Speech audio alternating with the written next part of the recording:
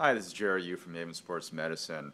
Today we're going to talk about the single leg squat, which many of you know as the modified pistol squat. And the reason why we're going to talk about it is because it tells us a lot about where an athlete or somebody who's active is stabilizing. And we find that a lot of people who don't do well with this particular test often have problems with their knees or their hips or even their back. So Anthony's going to demonstrate to us the single leg squat. First, you want to make sure you're standing up straight, hands on your waist. We prefer to do this barefoot so we can see some more information. We're going to have the patient or person come down with their heel onto the floor. If you notice, Anthony is now on a short surface. Yeah. Great. And if you notice, you'll see that his knee and his ankle and his hip are pretty much one line. His hips are level. His shoulders are also level with the ground. Now, when you're somebody who has got a compromised knee or compromised side,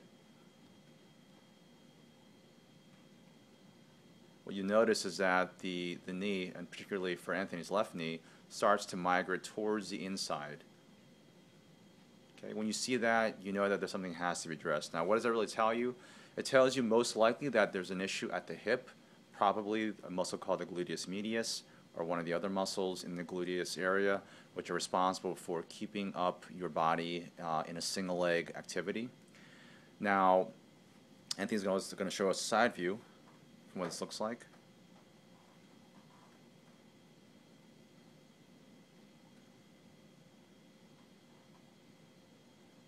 Great.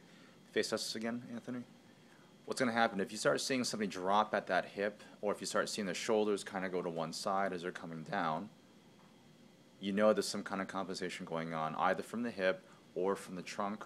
A lot of us know what the quote-unquote core is, and those muscles are actually being used a lot in this kind of activity. So if they can't stabilize or start shaking or start moving to one side, that tells us a lot about where they need to be working on. Now, endurance athletes in particular are notorious for having weak glutes. I can tell you from the elite runners down to the novice runners that unless glute strength and core strength are a staple part of the cross-training aspect of their sport, they will most likely at some point come in with some kind of issue. And we're talking particularly about the long-distance athletes. Your sprinters obviously are, very strong, well-balanced all throughout, but particularly the long-distance runners are the ones where we see these kinds of weaknesses apparent.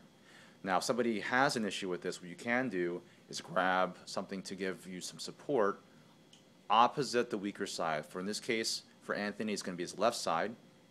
So you want to have whatever it's going to be. In this case, we have a little row here, just to balance it out so you get just enough support to help support that limb and get it to where it needs to be. Now, strengthening takes about 6 to 8 weeks in general. So look to having this done. We recommend typically about 5 repetitions, believe it or not, for about 10 to 12 sets. And the reason why is because you want to reset and be conscious of changing this habit of or this pattern of movement that is causing issues when that person runs or performs any kind of activity on one leg. All right. So the other part of this is by having that support, it's also going to give some time for the muscle to develop during that period of 6 to 8 weeks. Now, if the person is able to advance from here, we'll usually take them on a higher box.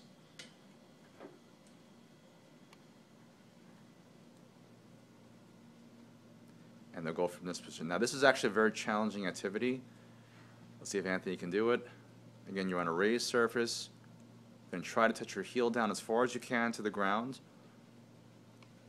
Again, while keeping your knee in line with your foot. And if you notice on the video, Anthony's tilting a little bit to the right side because of the challenge of this activity.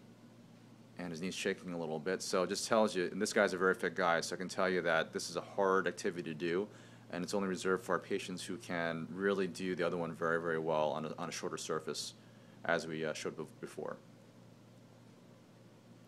Okay, so if you start seeing somebody with weakness in this area, you can address things, and we probably talked about this before as far as clamshells, doing what we call fire hydrants, any exercise that helps to increase the strength of the glutes, you should definitely do.